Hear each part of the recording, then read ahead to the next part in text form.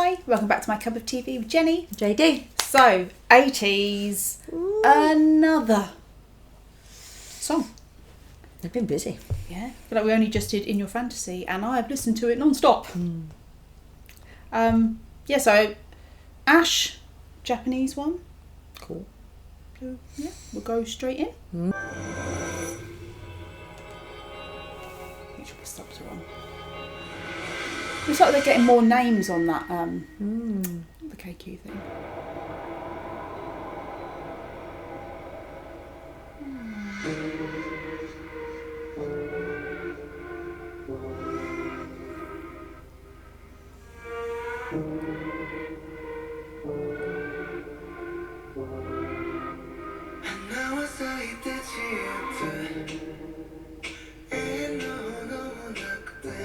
They're liking starting with their MVs and songs, aren't they?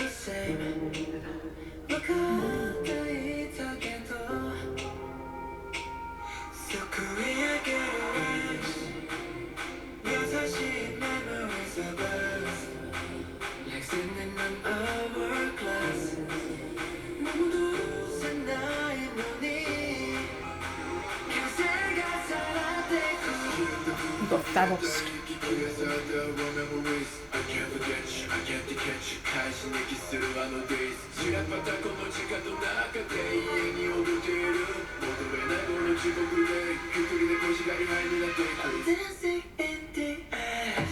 Oh. Beat switch. I was wondering where it was going to go.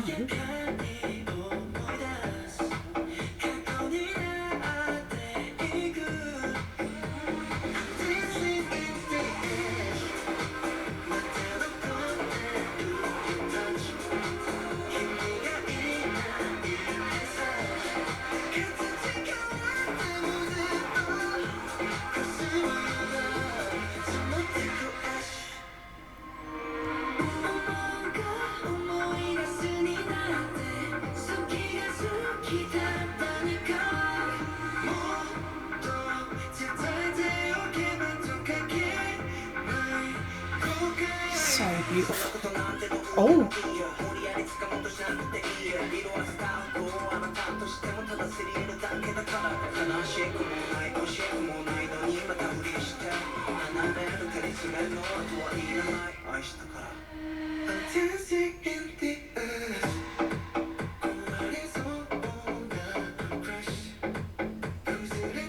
Interesting to see if there's choreo for this chorus. Chorus?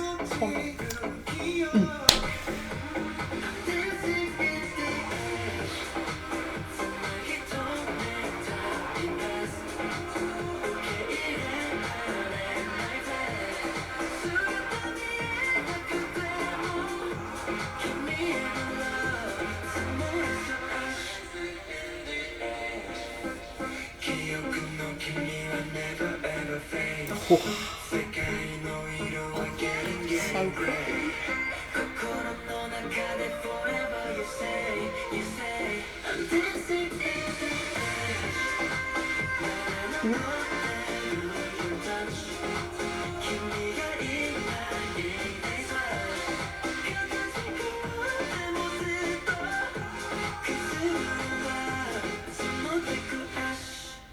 Oh, I like that Ash.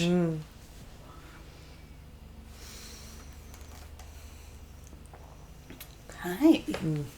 I love how the beat came in for the chorus. Because it was one of those, I didn't know if it was going to go off or if it was going to drop out. Yeah. Or is it going to turn into a ballad? Or is it where's it going to go? Because up to that point, the genre of the song hadn't really been decided. Yeah. And it could have gone anywhere. But it ended up, the chorus was almost like a soft EDM. Yeah. So you could play that in a club. So yeah. But it's not my favourite genre of music, but I like it. And I like that for them because I don't think they've played in that with that sound before. It's different. So it's really cool to see them still always trying new stuff.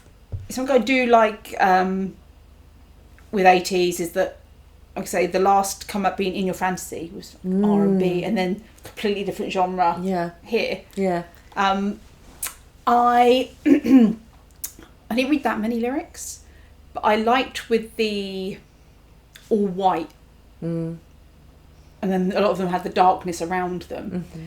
And then, so it's clearly like the ash is what's left of the relationship. Yeah. And then at the end, they're all in black. Mm-hmm. It's almost like I'm just living in this. Yeah. Not necessarily misery, because I wasn't getting misery from them, but Next chapter without you. Yeah. I wasn't sure, and I like it when there's songs that are open to interpretation. I didn't catch any lyric that was specific about a romantic relationship. It did say certain things of like, I'm here now because I loved you, and like referencing the past. But that could have been a past version of themselves, because wasn't it Woo Young that was holding a picture of himself and it was burning? So that could be that they are mourning, you know, the loss of a version of themselves. But there's going to be pros and cons, benefits and losses to change and growth. Yeah, absolutely. But I wondered if maybe it was losing different version of themselves, you know. But either way, open to interpretation. But even though it's interesting, it was kind of sad, and it was ash, and then even at the end there, they seemed to be dancing. It was like there were some gravestones, but at the end there was like a theatre that was dilapidated, you know, like the stage. Yeah. It didn't feel too morbid, and maybe that's because it was the clash with the upbeat EDM. The soft EDM beat was like, oh, this is hype, but at the same time, I mean, at the beginning, it looked like they have a funeral for you, know. Yeah. So it was a bit of a clash, to try and place how you feel about it. That's not really fair. You should be having a funeral for the rest of us when you start a song with you know. Yeah. But it was kind of cool. I think a couple of listens, it will grow on me. I did kind of enjoy it, but I'd want a few listens. I don't know why. I still get surprised sometimes when Songhwa sings like that. Because I was like, oh, he's got a nice voice. I think I've just got very used to recently him rapping. And I listen to Matt's quite a lot. Okay. So, you know, then he sings again. You're like, oh, yeah. Yeah. You have a lovely singing voice. Hongjun came in strong. Captain. That dark hair. That hint of insanity that he has. Yeah. And I don't think throughout the entire MV, I don't think there was much colour. It was predominantly sort of emphasis on black and white. Yeah. Even in the scenes that did have colour, it was predominantly white outfits. And again, some of it was ashy grey. So it's interesting.